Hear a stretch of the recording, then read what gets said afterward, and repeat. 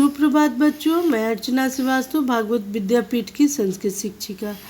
मैं आज वर्ग 7 के बच्चों को संस्कृत में पाठ 7 पढ़ाने जा रही हूँ। पाठ 7 में जो कहानी है उसका नाम है गुप्तम धनम। इस कहानी में पिता और उनके 3 बच्चों की कहानी है।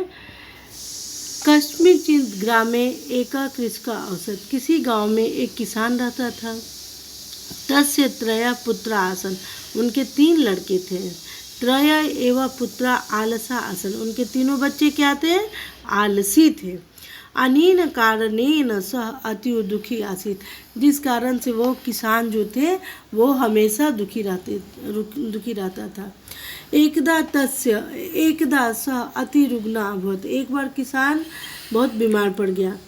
तस्य जीवनस्य कापि आशा नास्ति। उसके जीवन की बचने की अब कोई आशा नहीं थी। किसान के बचने की कोई आशा नहीं थी। सः स्वपुत्रान् शिक्षितुम् इच्छति स्म। वह अपने पुत्रों को शिक्षा देना चाहता था, कुछ बताना चाहता था। अतः सः तान् अवदत्। इसलिए वह उन लोगों से बोला, भो पुत्र मम जीवनस्य कापि आशा नास्ति। ए पुत्रों, मेरे अब जीवन की कोई भी आशा नहीं है। अस्माकं क्षेत्रेषु गुप्तम धनम वर्तते। हम लोगों को ये खेत में कुछ गुप्त धन रखा हुआ है, छुपा हुआ धन है। पहले के लोग धन को जमीन में भी गाड़ के रखते थे। मम मृत्यु पश्चात यूयम क्षेत्राणि परिश्रमेण खनत। मेरे मृत्यु के बाद तुम लोग क्या करना है? उस खेत को अच्छी तरह से खोदना, कुड़ेदना। पितु मृत्यु अनंतरम तस्य पुत्रा क्षेत्राणि गत्वा भूमिम अखनन। पिता की मृत्यु के बाद वे तीनों पुत्र खेत पर गए और खेत को खूब खोदे। किंतु तै कुत्रापि धनम न लब्धम। लेकिन उन लोगों को कुछ भी धन नहीं मिला।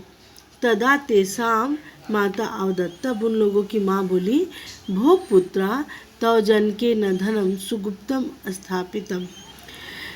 तब उनकी माँ बोली कि ए मेरे बच्चों, तुम्हारे पिताजी उस धन को कहीं अच्छी तरह से छुपा दिए हैं।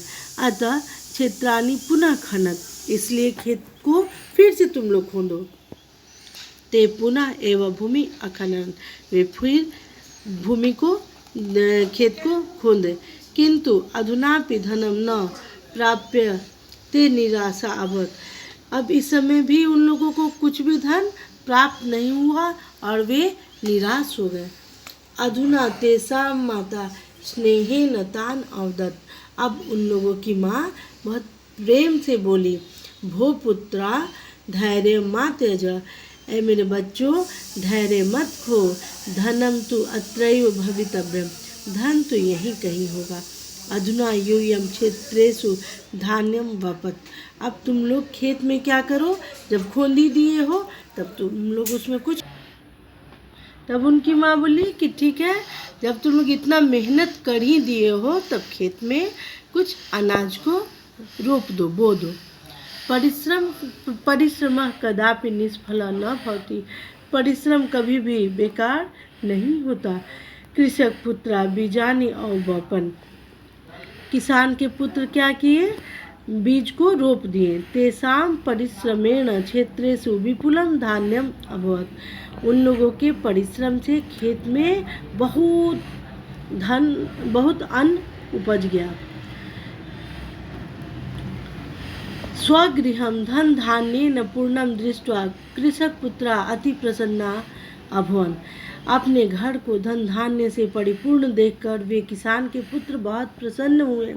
अधुना ते स्वजननीम अवदन्। अब वे अपनी माँ से बोले, माता जनकस्य वचनम सत्यम आसीत्। पिताजी का वचन सत्य था। अस्माभिः परिश्रमेण क्षेत्रेषु गुप्तम धनम लब्धम। हम लोगों के परिश्रम से हम लोगों के खेत में छुपा हुआ धन हम लोगों को प्राप्त हो गया। अतः आरभ्यम ते कृषक पुत्रा सदा परिश्रम रता अभवन्। तब वे किसान के जो पुत्र थे अब वे हमेशा परिश्रमरत हो गए। सत्यमेव उच्यते, सच ही कहा गया है। उद्यमेन हि सिद्ध्यन्ति कार्याणि न मनोरथ। परिश्रम से ये कार्य सफल होता है, मन में इच्छा रखने से नहीं होता है।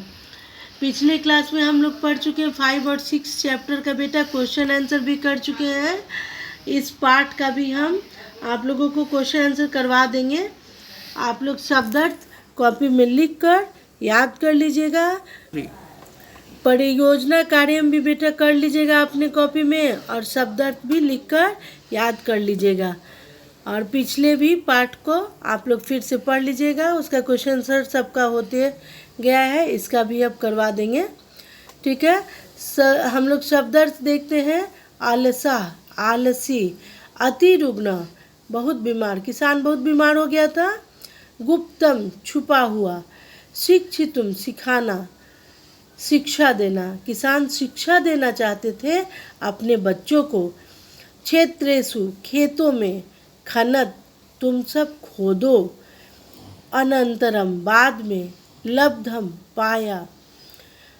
स्थापितम, रखा हुआ। स्नेहेन, स्नेहपूर्वक। धैर्यम, हिम्मत। मा त्यजत, तुम सब मत छोड़ो। वपत, तुम सब उगाओ। धान्यम, अनाज। निष्फल, बेकार, व्यर्थ। विपुलम, बहुत अधिक। स्वजननीम, अपनी माता से। परिश्रमेन, मेहनत से। परिश्रमरता, मेहनती। वे सब क्या हो गए? मेहनती हो गए। सिद्ध्यन्ति, सफल होते हैं। मनोरथ है, इच्छाओं से।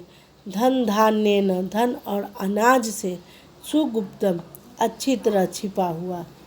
ठीक है, तो इस पाठ से हम लोगों को शिक्षा मिलती है कि जो भी आलसी होता है उसके लिए हर काम क्या होता है? उसके लिए हर काम कठिन होता है, और परिश्रमी के लिए कठिन से कठिन कार्य भी आसान होता है। ठीक है, तो आप लोग इस पाठ को फिर से पढ़ लीजिएगा, और पढ़ने के बाद कहीं कोई कठिन, ठीक है, तो हम लोग इस पाठ को अच्छी तरह से फिर से पढ़ लेंगे, और कहीं कोई कठिनाई आए तो आप लोग हमसे फिर पूछिएगा, मैं बता दूंगी। धन्यवाद बच्चों।